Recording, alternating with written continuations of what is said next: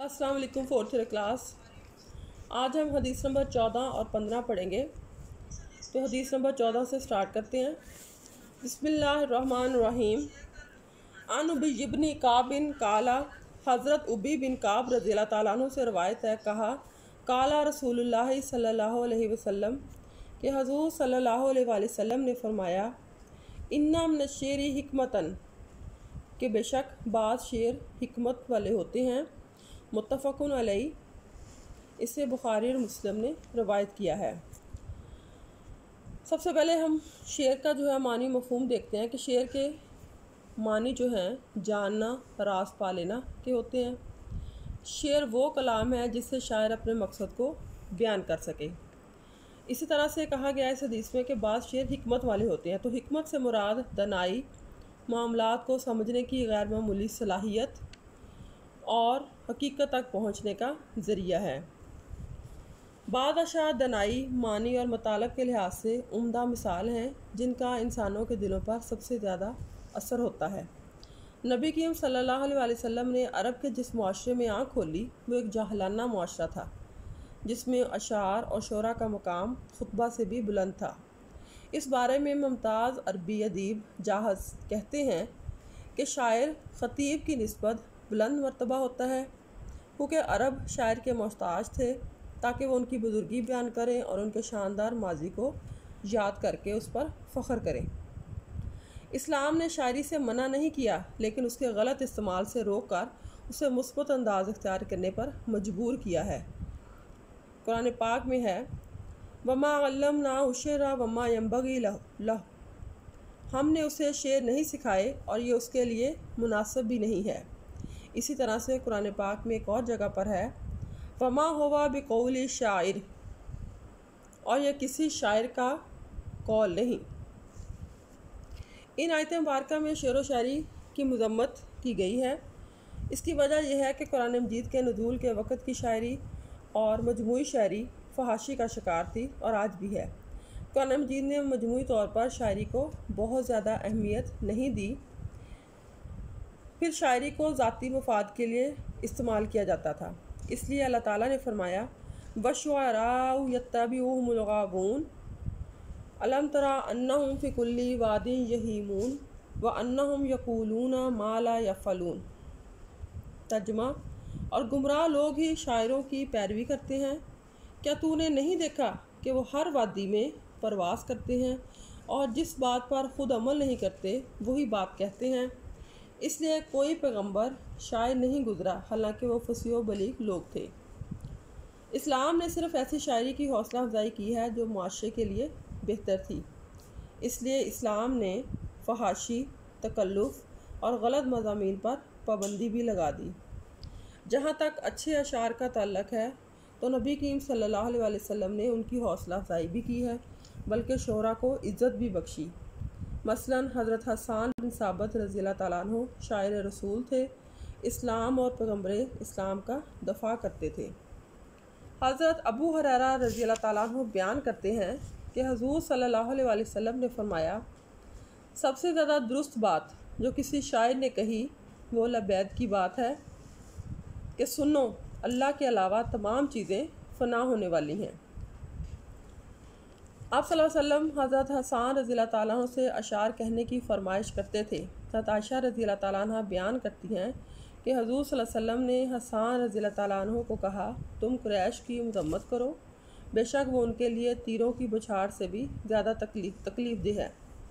इसी तरह एक और हदीस में है कि आयशा रज़ियल्लाहु ताला अन्हा फरमाती हैं, हुज़ूर सल्लल्लाहु अलैहि वसल्लम हसन रज़ियल्लाहु ताला अन्हु के लिए मस्जिद में मिंबर का इंतज़ाम फरमाते। हसन मिंबर पर खड़े होकर हुज़ूर सल्लल्लाहु अलैहि वसल्लम की मुदाफ़त करते और हुज़ूर सल्लल्लाहु अलैहि वसल्लम फरमाते, बेशक अल्लाह ताला हसन की रूहुल कुदस के साथ मावनत फरमाता है जब तक वो हुज़ूर सल्लल्लाहु अलैहि वसल्लम की तरफ से मुदाफ़त करता है। इसके अलावा सल्लल्लाहु अलैहि वसल्लम अशार सुनते थे। हज़रत उमर बिन सरीद अपने ख़वालद के हवाले से बयान करते हैं कि मैं एक दिन हुज़ूर सल्लल्लाहु अलैहि वसल्लम के पीछे सवार था।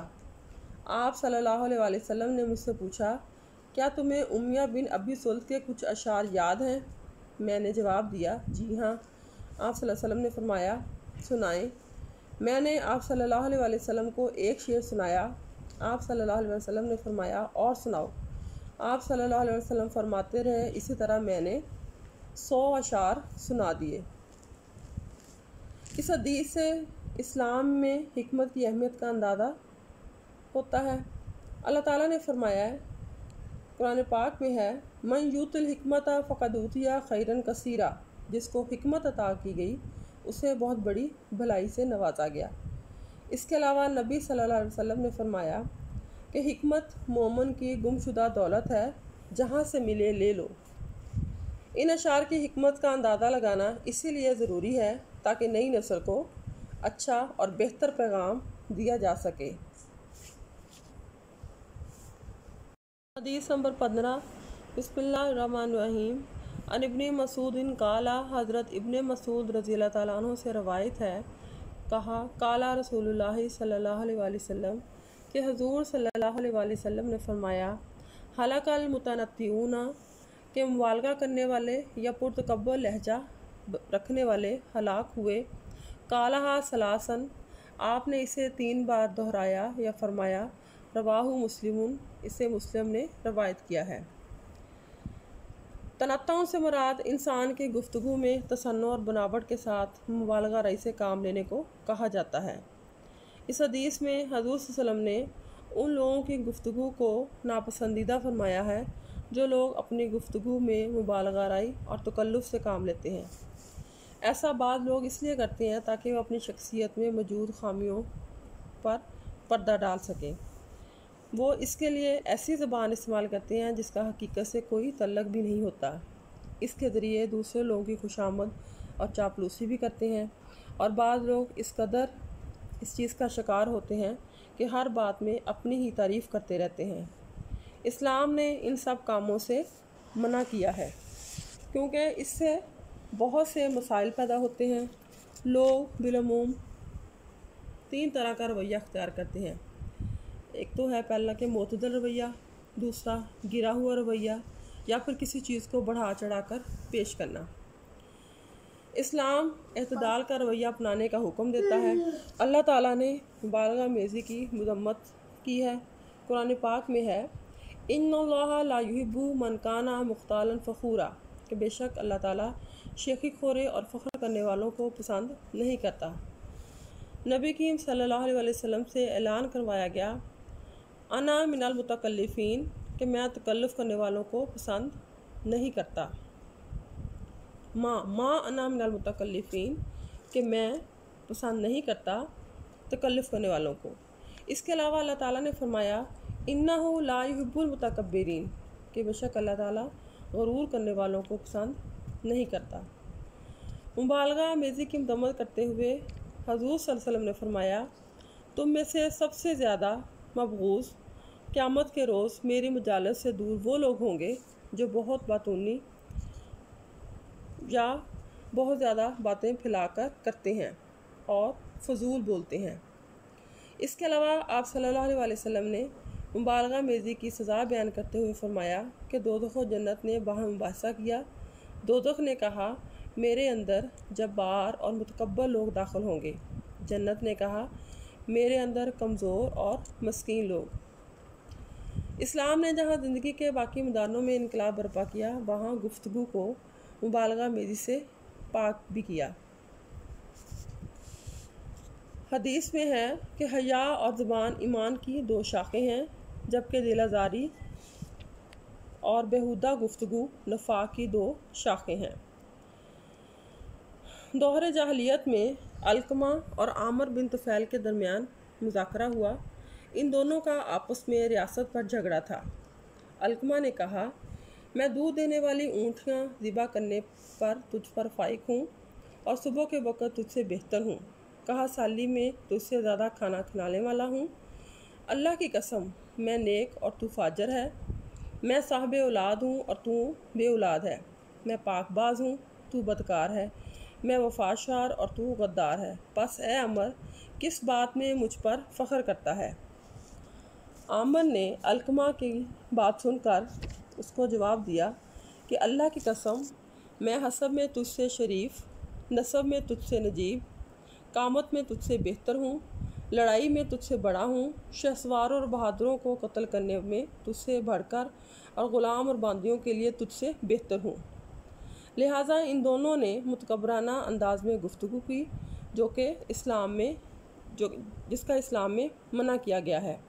इसलिए कुरान पाक में इन्नल्लाह ला युहिब्बुल मुतकब्बिरीन कि बेशक अल्लाह ताला तकब्बुर करने वालों को पसंद नहीं करता। नबी करीम सल्लल्लाहु अलैहि वसल्लम ने मुबालगा की बजाय सच्ची बात इख्तियार करने का हुक्म दिया है। आप सल्लल्लाहु अलैहि वसल्लम की गुफ्तगू हमेशा जामी होती थी। हज़रत आयशा रज़ी अल्लाह तआला अन्हा आप सल्लल्लाहु अलैहि वसल्लम की गुफ्तगू के बारे में फ़रमाती हैं कि वो जामे अल्फाज के साथ गुफ्तगू करते थे। आप सल्लल्लाहु की गुफ्तगू में ठहराव था, हत्ता के लोग इस कलाम को समझ लेते थे, याद भी कर लेते थे और लिख भी लेते थे। आप सल्लल्लाहु अलैहि वसल्लम की गुफ्तगू में तरतील और ठहराव होता था।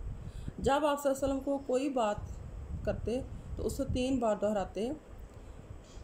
जब आप सल्लल्लाहु अलैहि वसल्लम कोई भी बात करते तो उसे 3 बार दोहराते ताकि दूसरे अच्छी तरह से समझ आए। आप सल्लल्लाहु अलैहि वसल्लम की गुफ्तगू जो भी सुनता उसे याद कर लेता। इस तरह गुफ्तगू करते कि अगर कोई शख्स आप सल्लल्लाहु अलैहि वसल्लम के अल्फाज गिनना चाहे तो वो अल्फाज भी गिन सकता था। आप सल्लल्लाहु अलैहि वसल्लम के बारे में मशहूर है कि आप सल्लल्लाहु अलैहि वसल्लम सिर्फ सच से दलाइल अखज़ करते थे।